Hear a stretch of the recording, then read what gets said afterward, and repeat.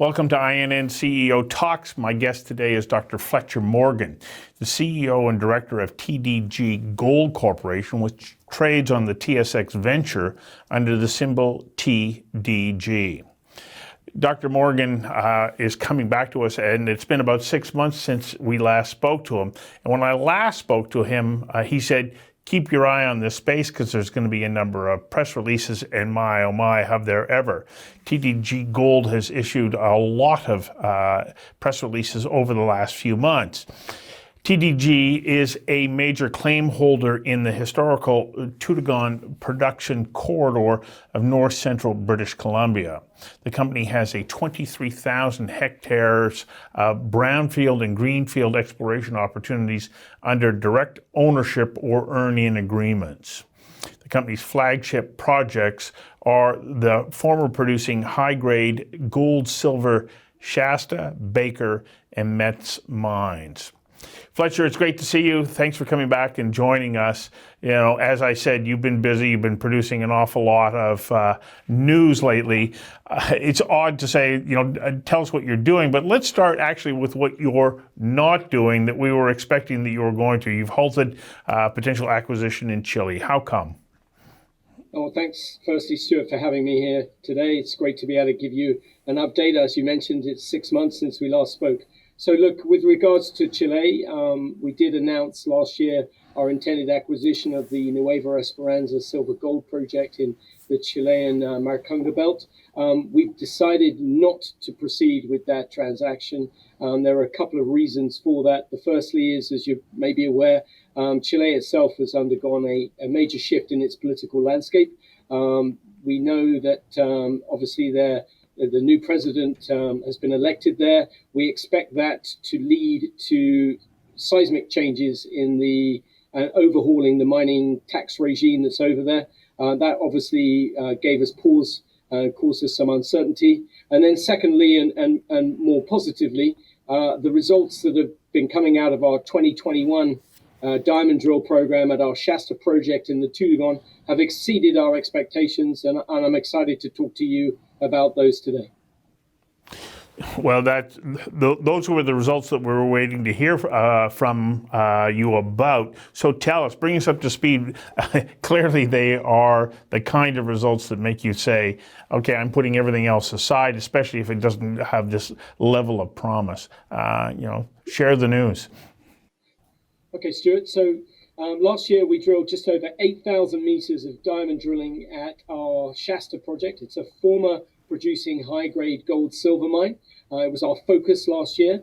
We drilled within the permitted mine area at Shasta, so that's roughly around 60% of the Shasta target that we covered with drilling. And we had a couple of aims. The first was to validate the historical drilling that was undertaken there. We have the information of over 28,000 meters of drilling that was drilled there at Shasta. So we wanted to go back and validate that historical work, but also then to test some of the extension potentials around the known historical workings. And I'm pleased to report that we started producing those results, publishing those results in early January, mainly from the Creek Zone, which was one of the areas where there was historical mining, both a combination of small-scale open pit and small-scale underground. And the results are providing positive reconciliation with the historical work that was undertaken there, and giving us the level of excitement that we hoped we would get out of Shasta,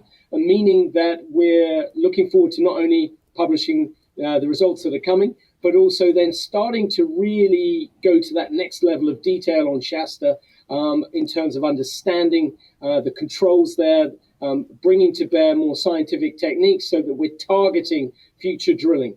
So what you're going to get from TDG now is more drill results. They're coming, aiming to be publishing results as they come in on a weekly kind of basis. I think people can anticipate something, and then to move to the next step, which is to really use the science and the information that we've gathered in order to try and target where we focus our drilling in 2022. So Shasta's showing us enough to be excited. It's showing us enough that we want to get back there as soon as possible. And in between all of that as well, we're still hoping to publish an initial mineral resource estimate for Shasta sometime in the first half of this year. So there's a lot to look forward to. Well, also in the last 6 months, you've been raising money. So are you well positioned to be able to move forward in these next stages of exploration?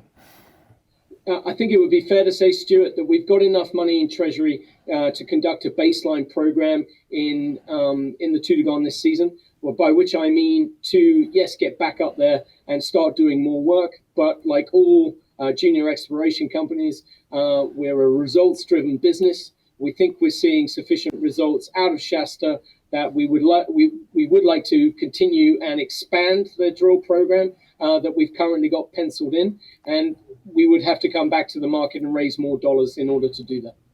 Okay, so as you move forward, have you already started to talk to any majors that are showing interest in the property, or is it still too early stage?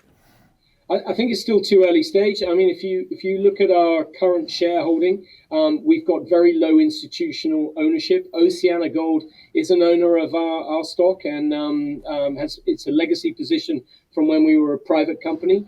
So we really are in an enviable position where we've got this wealth of information coming with that platform of former production, but also operating in a permitted mine area in a corridor of historical production where we're the gateway to it. You have to come through our properties in order to get to all the major surrounding areas. And so as a result of that, we do think that there should be dialogues happening, whether they're now, whether they're in 6 months' time or even 12 months' time. That's partly dependent on market forces and dynamics.